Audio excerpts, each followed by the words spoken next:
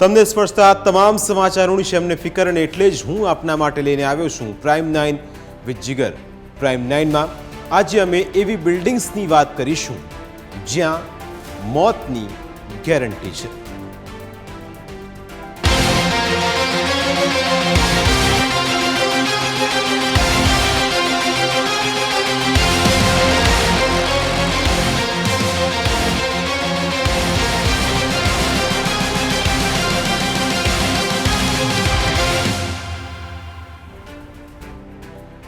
Rocket ગતિએ આગળ વધતા સુરતમાં 6 માળની ઇમારત ધરાશાયી થતા સર્જાયેલા ગમખ્વાર આખી આ દુર્ઘટનામાં 7 લોકોના મોત થયા અને 7 લોકોના મોત થતાની સાથે જ સવાલ ઊભા થયા કે આખરે આ દુર્ઘટનામાં જવાબદાર કોણ? અકસ્માતે ખળભળાટ મચાવ્યો છે. પોલીસે આપેલી માહિતી પ્રમાણે કે સચિનના પાલી ગામના DN નગર સોસાયટીમાં બપોરે 3 વાગ્યાની આસપાસ બનેલી ઘટનામાં 7 લોકોના મોત થયા અને સંખ્યાબંધ લોકો ઘાયલ થયા. પણ સવાલ એ છે કે આ પ્રકારની ઘટનાઓ વારંવાર કેમ બને છે? 6 જુલાઈની સાંજે સુરતમાં ભારે વરસાદ હતો. 6 માળની બિલ્ડિંગ ધરાશાયી થઈ ગઈ. ઇમારત માત્ર 8 વર્ષ જૂની જ હતી. આસપાસના વિસ્તારમાં જાણે ભૂકંપ આવ્યો હોય તેવો અનુભવ થયો. આસપાસમાં રહેતા લોકો ઘરોની બહાર દોડી ગયા. બિલ્ડિંગમાં કુલ 30 મકાનોમાંથી 5માં લોકો રહેતા હતા. મોટાભાગના સચિન GIDCમાં કારખાનાના શ્રમિકો હતા. બિલ્ડિંગના કાટમાળમાંથી બહાર કઢાયેલ 7 મૃતદેહોની ઓળખ પણ થઈ ગઈ. સ્ટેટ ડિઝાસ્ટર રિસ્પોન્સ ફોર્સ અને નેશનલ ડિઝાસ્ટર રિસ્પોન્સ ફોર્સની ટીમો દ્વારા બચાવ કામગીરી આખી રાત ચાલુ રહી. પણ વરસાદના કારણે વચ્ચે કામ રોકવું પડ્યું. રવિવારે વહેલી સવારે કામ શરૂ કરાયું ત્યારે પણ વરસાદ ચાલુ જ હોવાથી તકલીફ પડી. રવિવારે સવારથી NDRF અને સ્થાનિક ફાયર વિભાગ સહિતની ટીમો બચાવ કામગીરીમાં લાગી. મોડી સાંજ સુધીમાં કર્મચારીઓ કાટમાળ હટાવી રહ્યા હતા. ફાયર અધિકારીઓએ કાટમાળ નીચે શોધવા માટે ફ્લેશ લાઇટ અને બેટરીનો ઉપયોગ કર્યો, પણ તેમ છતાં મુશ્કેલી ખૂબ પડી. હવે આખું આ બિલ્ડિંગ ધરાશાયી કેવી રીતે થયું? બિલ્ડિંગ સચિનના બિલ્ડર જય દેસાઈએ બનાવ્યું હતું, જેઓ હાલ અમેરિકાના પ્રવાસે છે. ઇમારત શા માટે પડી એનું સાચું કારણ જાણી શકાયું નથી. નબળું બાંધકામ મુખ્ય કારણ હોવાનું સ્પષ્ટ છે. 2016માં ગેરકાયદે આ બિલ્ડિંગ બનાવાયું હતું અને તેને લઈને સવાલો ઊભા થયા કે આખરે જવાબદારી આમાં કોની બને છે? સરકારી તંત્ર 7 લોકોના મોત થયા એ પછી સફાળું જાગ્યું છે. પોલીસ કમિશનરથી માંડીને ધારાસભ્ય સુધીના બધા દોડતા થઈ ગયા. સુરત પોલીસ કમિશનર અનુપમસિંહ ગેહલોત, સુરત મહાનગરપાલિકાના mayor Dakshesh Mavani, deputy mayor Narendra Patil, જિલ્લા કલેક્ટર ડોક્ટર સૌરભ પારધી, ભાજપના ધારાસભ્ય સંદીપ દેસાઈ, વિપક્ષના નેતા પાયલ સાકરિયા સહિત બધા ઘટના સ્થળે પહોંચી ગયા. મ્યુનિસિપલ કોર્પોરેશનને પણ ઘોડા છૂટી ગયા પછી તબેલાને તાળા મારવાનો કાર્યક્રમ શરૂ કર્યો, જેના ભાગરૂપે આ વિસ્તારમાં જે બાંધકામ ચાલી રહ્યા છે તેને બંધ કરી દેવામાં આવ્યા છે. પોલીસ આ દુર્ઘટના અંગે તપાસ પણ કરી રહી છે. સુરત જિલ્લા કલેક્ટર સહિત મહાનગરપાલિકાની ટીમ પણ ઘટના સ્થળે દોડી આવી હતી અને બિલ્ડિંગ સ્ટ્રક્ચર અંગેની તપાસ હાથ ધરી હતી. પણ સવાલ હજી એ જ છે કે શા માટે આવી ઇમારતો એક સામટી ધડામ લઈને નીચે પડે છે? સુરતમાં ભારે વરસાદના કારણે સતત હોનારતો એ નવી વાત નથી. હાલમાં જ થોડા સમય પહેલા 2 મકાન પણ આ જ રીતે ધરાશાયી થયા હતા. સુરતના ભવાનીવડ વિસ્તારમાં આ ઘટના સર્જાઈ હતી. હનુમાનશેરીમાં ભારે વરસાદના કારણે 2 મકાન ધરાશાયી થયા. બંને મકાન જર્જરિત હોવાના કારણે તૂટી પડ્યા હતા.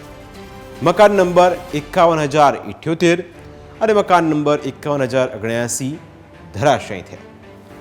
વડોદરામાં પણ જર્જરિત મકાન પડતા એક મહિલાનું મોત થયું હતું. વડોદરાના જાંબુઆ ખાતે BSUP હાઉસિંગની ઘટના. જર્જરિત મકાનનો ભાગ પડતા ઘરમાં રહેલી એક મહિલાનું મોત થયું. સવાલ એ છે કે જો ઇમારતોને પરવાનગી આપવામાં આવે છે તો પછી શા માટે તેમાં આવી બેદરકારી રાખવામાં આવે છે? આ પ્રકારની ઘટનાઓ સતત બન્યા જ કરે છે. આપણે બહુ લાંબો ઇતિહાસ ન જોઈએ અને છેલ્લા એકાદ વર્ષની ઘટનાઓ પર નજર નાખીએ તો આપને પણ સમજાશે કે ગુજરાતમાં આવી ઘટનાઓની નવાઈ નથી. ગુજરાતમાં હજુ ચોમાસાની શરૂઆત છે અને જોરદાર વરસાદ પડવાનો બાકી છે. તેથી હજુ એકલ દોકલ ઘટનાઓ બની છે, પણ જેમ જેમ ચોમાસું આગળ વધશે તેમ તેમ આવી દુર્ઘટનાઓ વધશે. ગયા વર્ષે એમ જ થયું હતું. ગયા વર્ષે મે મહિનાથી જ મકાનો તૂટવાનો સિલસિલો શરૂ થઈ ગયો હતો અને એ ઘટનાઓ પણ સામે આવી. પણ સવાલ એ છે કે આવી દુર્ઘટનાઓ ક્યારે અટકશે? 2023ના મે મહિનામાં અમદાવાદના વેજલપુરમાં એક મકાન ધરાશાયી થયું. 3 માળનું બિલ્ડિંગ ધરાશાયી થયું. વેજલપુર સોનલ સિનેમા પાસે આવેલ ગોલ્ડન ફ્લેટ ધરાશાયી થયું. કાટમાળમાં ફસાયેલા લોકોને માંડ બહાર કાઢવામાં આવ્યા. ગોલ્ડન ફ્લેટ જર્જરિત જાહેર કરવામાં આવ્યો હતો. મોટાભાગના પરિવારોએ પહેલેથી જ ફ્લેટ ખાલી કર્યો હતો. એકાદ બે પરિવારો ફ્લેટમાં રહેતા હતા. અંદાજે 7 થી 10 લોકો આ કાટમાળમાં ફસાયા હતા. ઓગસ્ટમાં ભારે વરસાદ પડતા અનેક બિલ્ડિંગ તૂટી પડી. 2023ના ઓગસ્ટમાં જૂનાગઢમાં એક જૂનું મકાન ધરાશાયી થયું અને 4 લોકોના દટાઈ જવાના કારણે મોત થયા હતા. પરિવારની બચી ગયેલી મહિલાએ પણ આઘાતમાં આત્મહત્યા કરી હતી. ગુજરાતમાં ઓગસ્ટ 2023માં બિલ્ડિંગ ધરાશાયી થવાની 2 ઘટનાઓ સામે આવી. અમદાવાદમાં 30 વર્ષની એક વ્યક્તિનું આ કાટમાળમાં દબાઈ જવાના કારણે મોત થયું. ભાવનગરમાં એક મહિલાનો પણ જીવ ગયો. સંકલ્પ બંગલોઝ પાસે આવેલી 3 માળની ઇમારતની દિવાલ ધરાશાયી થઈ ગઈ હતી અને કાટમાળ નીચે વેજલપુરના રહેવાસી શ્યામલાલ જોરિંગ ડોડિયા ફસાયા. ભાવનગરના કોમ્પ્લેક્સની બાલ્કની ધરાશાયી થતાં મહિલાનું મોત થયું. ભાવનગરમાં માધવ હિલ કમર્શિયલ બિલ્ડિંગની બાલ્કની પણ તૂટી પડી હતી. પણ સવાલ એ છે કે આ બધું તૂટી કેમ જાય છે? જ્યારે બાંધકામ કરવામાં આવે ત્યારે મોટી વાતો કરવામાં આવે છે, મોટી હૈયા ધારણા અપાય છે. પણ સવાલ એ છે કે 7 થી 8 વર્ષમાં જો કોઈ નિર્માણ થયેલું બિલ્ડિંગ જમીન પર પછડાઈને પડી જાય તો પછી એમાં સુરક્ષાનું શું? જે પરિવારો રહેતા હોય એમનું શું? સવાલ એ છે કે જ્યારે કોઈ ક્ષતિ આવે ત્યારે તેને જર્જરિત હાલતમાં જાહેર કરીને તેને મુક્ત કરી દેવામાં આવે છે કે અહીં કોઈ રહેશે નહીં, આ મકાન જર્જરિત છે. પણ સવાલ એ છે કે આવા મકાનો કે આવી ઇમારતો બનાવો છો શા માટે? આગળ વાત કરીશું કે આખરે ઇમારતો માટે નિયમો શું છે અને કઈ બાબતોનું ધ્યાન બિલ્ડર્સે રાખવું જોઈએ. સમય થયો છે નાના બ્રેકનો. બ્રેક બાદ વાત કરીશું કે આખરે નિયમ શું કહે છે અને બિલ્ડર્સને કઈ બાબતોનું ધ્યાન રાખવું જોઈએ. મકાનો શું ધરાશાયી થઈ રહ્યા છે અને મકાનો ધરાશાયી થવાની અનેક ઘટનાઓ સામે આવી રહી છે. આગળ વધીએ કે જે રીતે મકાન ધરાશાયી થયા પણ બિલ્ડર્સે કઈ બાબતોનું ધ્યાન રાખવું જોઈએ એની આપણે વાત કરીશું. કારણ કે તમને એનાથી એ સમજાશે કે આ કોમ્પ્લેક્સ 3 માળનું હતું, જેમાં ઉપરથી બિલ્ડિંગની ગેલેરી ધરાશાયી થતાં નીચે આવેલી બેંક સહિત 10 જેટલી દુકાનોને પણ નુકસાન પહોંચ્યું. આ તો થોડા ઉદાહરણ અમે તમને બ્રેક પહેલાં આપ્યા, કારણ કે એવા ઉદાહરણો હતા જે સમજવા જરૂરી હતા. પણ આ પ્રકારની ઇમારતો તૂટવાની દુર્ઘટનાઓ ગુજરાતમાં બન્યા જ કરે છે, કેમ કે ગુજરાતમાં તંત્ર નિષ્ક્રિય છે અને તેને લોકોની સુરક્ષાની કોઈ ચિંતા નથી તેવા સવાલ ઊભા થઈ રહ્યા છે. ગેરકાયદેસર બિલ્ડિંગ બની જાય કે ઇમારતો જર્જરિત થઈ જાય પણ તંત્ર કશું જ કરતી નથી. તાજેતરમાં રાજકોટના TRP મોલના અગ્નિકાંડ થયો. આ ગેમ ઝોનમાં ફાયર સેફટીથી માંડીને કોઈ પ્રકારની મંજૂરી નહોતી લેવાઈ. આ સ્થિતિ ગુજરાતના બધે જ છે. ગુજરાતમાં ઠેર ઠેર મ્યુનિસિપલ કોર્પોરેશનમાં કે નગરપાલિકામાં બેઠેલા અધિકારી ભ્રષ્ટાચાર કરીને ગેરકાયદેસર રીતે બંધાતા મકાનો સામે આંખ આડા કાન કરે છે અને તેની કિંમત લોકો ચૂકવે છે, જેમ સુરતમાં થયું. હવે એ સમજીએ કે નિયમ શું કહે છે. ગેરકાયદે બંધાતા મકાનો સામે આકરી જોગવાઈ તો છે, પણ શું કાર્યવાહી થાય છે? નિયમ પ્રમાણે બિલ્ડિંગ બનાવવા માટે 7 આખી સ્ટેપની પ્રક્રિયા છે. ટાઇટલથી માંડીને બિલ્ડિંગ યુઝ પરમિશન માટે પણ એક પ્રક્રિયા ખાસ પ્રકારની છે. પ્રક્રિયા પૂરી નહીં કરનારને 2 વર્ષ સુધીની કેદની સજા ઉપરાંત બિલ્ડિંગ તોડી પડાય છે. મંજૂરી વિના બિલ્ડિંગના બાંધકામ બદલ ઠગાઈની ફરિયાદ પણ નોંધાઈ છે. ગેરકાયદે બિલ્ડિંગ તૂટી જાય તો માનવ વધનો એટલે કે હત્યાનો કેસ નોંધાય છે.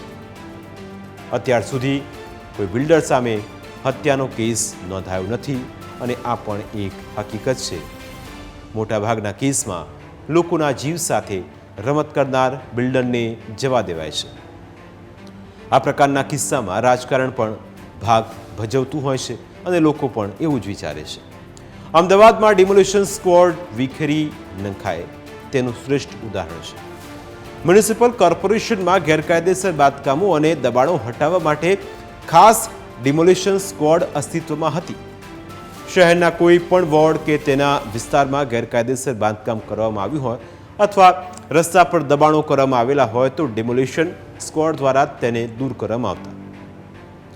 2000 સુધી અમદાવાદ મ્યુનિસિપલ કોર્પોરેશનમાં આ સ્ક્વોડ અસ્તિત્વમાં હતી. બાદમાં આ સ્ક્વોડને વિખેરી નાખી અને સ્ક્વોડની કામગીરી જે તે ઝોનના એસ્ટેટ વિભાગના ડેપ્યુટી એસ્ટેટ ઓફિસર અને સ્ટાફને સોંપી દીધી. હવે પ્રામાણિકતાનું ડિમોલિશન એ પણ એક સવાલ ઊભો થાય કે એમસીએ ખાનગી સિક્યુરિટીને એજન્સીઓને આખો એક કોન્ટ્રાક્ટ આપ્યો. ગેરકાયદે બાંધકામ રોકવા જવાબદારી તેમને સોંપવામાં આવી. શહેરમાં ગેરકાયદે બાંધકામોનું પ્રમાણ સતત વધી ગયું છે. કોર્પોરેટરની કે તેમના પરિચિતોની સિક્યુરિટી એજન્સીઓને પણ કામ સોંપવામાં આવતું હોવાના આક્ષેપ થયા. એજન્સીઓ લાંચ ખાઈને આંખ આડા કાન કરી દેતી હોવાની પણ ઘટનાઓ સામે આવી. ખાનગી એજન્સીઓને કોન્ટ્રાક્ટ સોંપવામાં આવ્યા બાદ નવું કૌભાંડ થયું. સાઇટ ઉપર ગાર્ડ મૂકવામાં આવ્યા જ નહોતા, છતાં લાખો રૂપિયાના બિલો પણ મંજૂર થયા હોવાના આક્ષેપો થતા રહ્યા છે. કૌભાંડ બહાર આવ્યા પછી ગેરકાયદેસર બાંધકામો અંગે ખાનગી સિક્યુરિટી એજન્સીઓને સોંપવામાં આવેલી કામગીરી પણ પાછી ખેંચી લેવામાં આવી, પણ ત્યાં સુધીમાં હજારો ગેરકાયદે બાંધકામ ઊભા થઈ ગયા. અત્યારે શહેરોમાં બિલ્ડિંગ યુઝ પરમિશન વગરના બાંધકામો સામે એસ્ટેટ વિભાગ કાર્યવાહી કરી રહી છે. પણ ગેરકાયદેસર બાંધકામો તોડવા માટે પોલીસ બંદોબસ્ત જરૂરી છે, કારણ કે લોકો વિરોધ કરે છે. ગેરકાયદે બાંધકામોને નિયમિત કરવા એક્શન લેવા જરૂરી છે. ઇમ્પેક્ટ ફીનો નિયમ 2011થી 3 વખત લવાયો. નિયમ હેઠળ નાના ગેરકાયદેસર બાંધકામોને કાયદેસર કરવાના હોય. ભ્રષ્ટાચાર કરીને આખી બિલ્ડિંગોને કાયદેસર કરી દે હોવાનો ખેલ પણ થતો રહે. ગુજરાતમાં જર્જરિત ઇમારતો પણ મોટી સંખ્યામાં છે. ગેરકાયદે બાંધકામો કરતાં વધારે જોખમી છે. ગુજરાતમાં જર્જરિત ઇમારતોને તોડી પાડવા માટે પણ કશું જ થયું નથી તેવું પણ કહેવાય છે. તમને જાણીને આશ્ચર્ય થશે કે હમણાં અમદાવાદમાં જગન્નાથજીની રથયાત્રા નીકળી તેના રૂટ પર 300થી વધારે જર્જરિત અને ભયજનક મકાનો હતા. દરેક વાર તંત્ર દ્વારા રથયાત્રા પહેલા ભયજનક મકાનોનો સર્વે કરાય છે. જૂના શહેર કોટ વિસ્તારમાં ચિંતાજનક રીતે ભયજનક મકાનોનું પ્રમાણ સતત વધતું જાય છે. તેથી આ મકાનોથી રથયાત્રા પર ખતરો ન થાય એટલે આ સર્વે કરાય છે. આ વખતે અમદાવાદના કોટ વિસ્તારમાં 157 મકાનને ભયજનક જાહેર કરાયા. કોટ વિસ્તારમાં 600થી પણ વધુ ભયજનક મકાનોમાં જીવના જોખમે નાગરિકો રહે છે. રથયાત્રામાં લાખો લોકો ભાગ લેતા હોય છે. એ જોતાં કોઈ જર્જરિત મકાન તૂટી પડે ને ભાગદોડ મચી જાય તો શું થાય તેની કલ્પના જ થથરાવી નાખનારી છે. આ સ્થિતિ આખા રાજ્યમાં છે અને એટલે જ સવાલ પણ ઊભા થઈ રહ્યા છે કે માથે ભમતું મોત લોકોને ક્યાં સુધી ડરાવશે. ગુજરાતમાં 8 મહાનગર અને 25 શહેરો, કુલ 50,000થી વધારે મકાનો જર્જરિત હોવાના આંકડા છે. ગ્રામ્ય વિસ્તારો સાથે ગણતરી કરો તો 1 લાખ આવા મકાન છે. અમદાવાદમાં હાઉસિંગ બોર્ડ અને સ્લમ ક્લિયરન્સ બોર્ડની સ્થિતિ પણ એવી છે. 5000 કરતાં વધારે મકાનો ગમે ત્યારે તૂટી શકે. ઓછામાં ઓછા 1000 જેટલા મકાનો ગમે ત્યારે તૂટી પડે એ હદે જર્જરી છે. રાજકોટ, વડોદરા, સુરત અને પોરબંદર, જૂનાગઢ કે પાટણમાં હાલત વધારે ખરાબ છે. અમદાવાદમાં સ્લમ ક્લિયરન્સ બોર્ડની વસાહતોમાં 5000 જર્જરિત મકાનો છે અને આ પણ એક હકીકત છે. મ્યુનિસિપલ કોર્પોરેશનને વારંવાર ફરિયાદો કરાઈ છતાં પણ આ વસાહતોના રીડેવલપમેન્ટના મુદ્દે સંમતિ થતી નથી. અમદાવાદમાં ઓઢવમાં મકાન પડી જવાની ઘટના બાદ ગુજરાત સરકારે જર્જરિત મકાનોને ફરીથી બનાવવા માટેની રીડેવલપમેન્ટ નીતિ બનાવી હતી, પણ કશું જ થયું નથી. 2013માં પણ સરકારે આ નીતિ બનાવવાની જાહેરાત કરી હતી, પણ હજુ સુધી કંઈ થયું નથી. રાજ્ય સરકારે 2010માં સ્લમ રીડેવલપમેન્ટ પોલિસી બનાવી હતી. આ યોજના હેઠળ સ્કીમ અમલી ન બનતા 2013માં ફરી સુધારા કરીને નવી નીતિ બનાવી હતી. આ નીતિમાં 3.50 લાખ ઝૂંપડાના સ્થાને માત્ર 5000 મકાનો જ બની શક્યા. રાજ્ય સરકારે 15000 બીજા મકાનો માટે મંજૂરી પણ આપી હતી, પણ બિલ્ડરો આગળ આવતા નથી. બીજેપીએ 2012ની વિધાનસભાની ચૂંટણીમાં વચન આપ્યું હતું કે 33000 કરોડ રૂપિયાના ખર્ચે 50 લાખ મકાનો બનાવાશે, જેમાંથી 28 લાખ ગામડામાં અને 22 લાખ શહેરોમાં બનશે. છેલ્લા 12 વર્ષમાં રાજ્યમાં તમામ શહેરોમાં તમામ 12 સત્તામંડળો, 8 મ્યુનિસિપલ કોર્પોરેશન અને હાઉસિંગ બોર્ડ 1 લાખ પણ મકાન બાંધી શક્યું નથી અને આ પણ એક વાસ્તવિકતા છે. રાજ્ય સરકારે બિલ્ડર્સને મોટો ફાયદો કરાવી આપવાની જોગવાઈ કરી હોવા છતાં તેમાં કોઈ સફળતા મળી નથી. ગુજરાત હાઉસિંગ બોર્ડના 3 દશકા જૂના આવાસોના પુનર્નિર્માણ માટે એક રીડેવલપમેન્ટ પોલિસી બની, પણ તેમાં કોઈ યોજના આજ સુધી બની શકી નથી. રાજ્યના 8 મહાનગરો ઉપરાંત અન્ય શહેરોમાં 2000ની સાલથી અગાઉના લાખથી વધારે રહેણાંક અને કમર્શિયલ મકાનો, ઇમારતો જર્જરિત હાલતમાં છે. આ જર્જરિત મકાનોને તોડીને એ જ જગ્યાએ નવા મકાન, ઇમારત બનાવી શકાતી નથી, કેમ કે આ માટેની ચોક્કસ નીતિ સરકાર પાસે નથી તેવા આક્ષેપો થઈ રહ્યા છે. સવાલ એ છે કે શું આ જ રીતની સ્થિતિ રહી તો આગળ કયા પ્રકારે કામગીરી ચાલશે? કારણ કે મકાનોની હાલત પણ એ જ રીતે ગંભીર છે. એકાએક મકાન ધડામ લઈને પડી જતાં ઘણી વખત મુશ્કેલી પણ સર્જાતી હોય છે અને આ સિચ્યુએશનમાં વારંવાર ભોગ લેવાય છે એ નિર્દોષ લોકોનો જે આ મકાનોમાં રહેતા હોય છે. ચોમાસું આવતાની સાથે આ સમસ્યા ઊભી થાય છે, પણ સવાલ એ છે કે ચોમાસું આવે ત્યારે કેમ તંત્ર જાગે છે? કેમ એ પહેલાં કોઈ કાર્યવાહી કરવામાં આવતી નથી? જ્યારે કોઈ મકાનની દુર્ઘટના સર્જાય, કોઈ ઇમારત ધરાશાયી થાય ત્યારે તુરંત જર્જરિત મકાનોમાં રહેતા લોકોને પણ ત્યાંથી હટાવવામાં આવે છે અને તેમને કહેવામાં આવે છે કે તમે દૂર જતા રહો. પણ સવાલ એ છે કે જો તમને ખ્યાલ જ છે કે ચોમાસામાં આ પ્રકારની સ્થિતિ ઊભી થતી હોય છે તો શા માટે એ પહેલાં કોઈ પગલાં લેવામાં આવતા નથી? સવાલો અનેક છે, પણ જવાબ માગી રહી છે એ જનતા જે ભરોસે છે આપને, કારણ કે એમને ખ્યાલ છે કે જે ફાયદો તેમણે કર્યો હતો તે પૂરો કરશે, પણ સરવાળે કશું જ એમાં થતું નથી અને આ રીતે નિર્દોષ જિંદગી મોતના મુખમાં ધકેલાઈ જાય છે અને સતત તેમના માથે મોત બસ ભમતું રહે છે કે ગમે ત્યારે છત પડી અને તેમનો જીવ નવાનું અહીં નક્કી છે. શા માટે કોઈ આવી દુર્ઘટનાની રાહ જોઈને તંત્ર હંમેશા બેસે છે? શું એ પહેલાં કોઈ નીતિ, એ પહેલાં કંઈ કામ કરવાની નીતિ તૈયાર કરાતી નથી? અને જો તૈયાર કરાય છે તો પછી મોડે મોડે તંત્ર આવી ઘટનાઓ બાદ જ કેમ જાગે છે? સવાલ અનેક છે અને એના જવાબ પણ જનતા પૂછી રહી છે, કારણ કે જનતાને હક છે આવા મુદ્દાઓ પર બોલવાનો, કારણ કે મત પણ જનતા પોતાના હિત માટે જ આપે છે. સવાલ એ પણ છે કે જો આ પ્રકારની ઘટના ઘટી તો પછી અચાનક જાગેલું તંત્ર એક સામટે આ પ્રકારની કામગીરી કેમ કરે છે? પ્રાઇમ 9માં સમય થયો છે વધુ એક બ્રેકનું. બ્રેક બાદ વાત કરીશું વિકસતા ભારત.